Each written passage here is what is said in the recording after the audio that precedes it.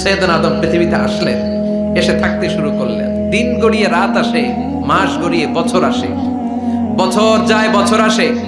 ঠিক 940 বছর পর মালাকুল মাউত আদম আলাইহিস সালামের কাছে আসলেন।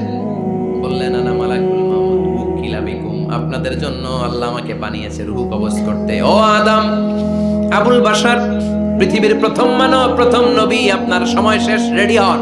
কি হন? খেলা শুরু হবে, এখনই রূহ কবজ করে নিয়ে যাব। সাইয়েদনা আদম বলে, এখন আসছো কেন? আমার আরো 60 বছর বাকি আছে। মালাকুল মাউত বলে, না, আপনি রূহের জগতে আল্লাহর কাছে আপনার সন্তান দাউদকে কয় বছর দিয়েছিলেন? 60 বছর। এজন্য 940 বছর আপনার জন্য লেখা। আমি এখন আপনার রূহ কবজ করতে চাই। সাইয়েদনা আদম বলে, আমি মানি না, আমি কাউকে দেই নাই।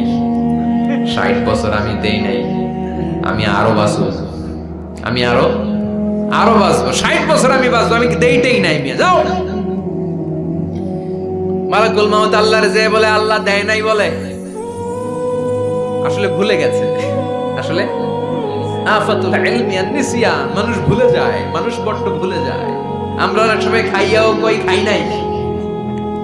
অনেক কিছু আপনি দিছিলেন কিন্তু ভুলে যাই, গলার নিচ দিয়ে নামার পরে কই তুমি কিচ্ছু দাও নাই। আছে না নাই? নাসিয়া আদম ফানাসিয়া বানু, আদম আলাইহিস সালাম ভুলে গেছেন, তাই আমরাও ভুল করি, ঠিক কি না? এজন্য আমাদের নেতারাও বলে এটা দেব ওটা দেব, নির্বাচনের পর সব ভুলে যায়। আছে না নাই? ওই যে আদম আলাইহিস সালাম ভুলছে, আমরাও ভুলে যাই। ওনাদের দোষ কি?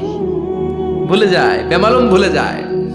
আল্লাহ বললেন, মালাকুল মাউত আর জোরাজুরি করো না। 940 নয়, ঠিক 1000 বছর পরে আদমের কাছে যাবা। আমি আমার আদমের ভাগ্যে এই জিনিসটাই রেখে দিয়েছিলাম রে মালাকুল মাউত। আমি আগ থেকে এটাই রেখেছি, আমি জানতাম সে ভুলে যাবে। চিল্লায় এখন সুবহানাল্লাহ। তার মানে পৃথিবীর সবচাইতে লম্বা মানুষ, 60 হাত লম্বা, এত শক্তিশালী আদম আলাইহিস সালাম শ্রীলঙ্কাতে প্রথম নেমেছিলেন। এক লাফ দিলে আদামাইল চলে যেতেন। সুবহানাল্লাহ।